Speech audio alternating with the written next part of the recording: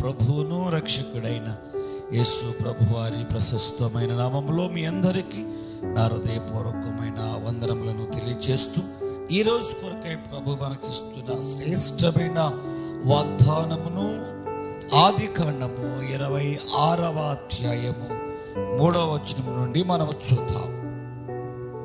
నేను నీకు తోడయుండి నిన్ను ఆశీర్వదించెదను. ఈ శ్రేష్టమైన వాగ్దానం దేవుడు మనందరి కొరకు ఆశీర్వదించునుగాక.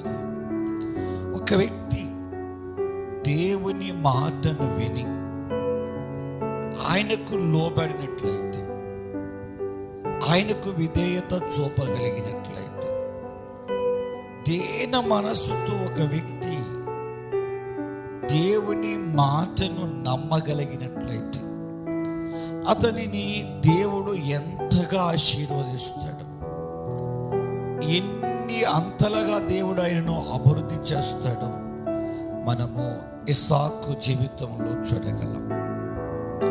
ఇస్సాకు కాలంలో కరువు వచ్చింది. ఆ కరువును బట్టి ఇస్సాకు ఫిలిస్తీన్ల దేశానికి వెళ్ళడం జరిగింది.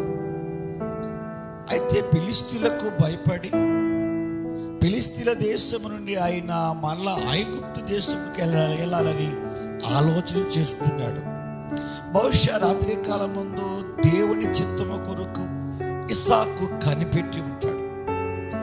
దేవుని చిత్తమును అడిగి ఉంటాడు, ప్రభా మరి నేను ఫిలిస్తీన్ల దేశంలో ఉండడం మంచిదా లేక ఐగుప్తుకి వెళ్ళడం మంచిదా, ఏది నీ ఇష్టమో నాకు తెలియచేయమని ప్రభుని బహుశా అడిగే ఉంటాడు. అందుకు దేవుడు అంటాడు కదా, నీవు ఫిలిస్తీన్ల దేశం నుండి ఐగుప్తు దేశంలోకి వెళ్ళవద్దు, నీవు ఈ దేశంలోనే పరవాసిగా ఉండు, నేను నిన్ను ఆశీర్వదిస్తాను.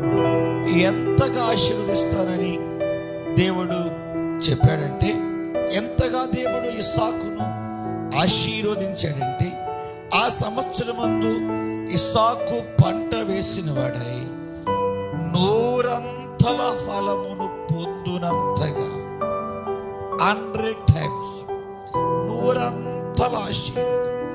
మన దేవుడు కృపా సమృద్ధి కలిగినవాడు.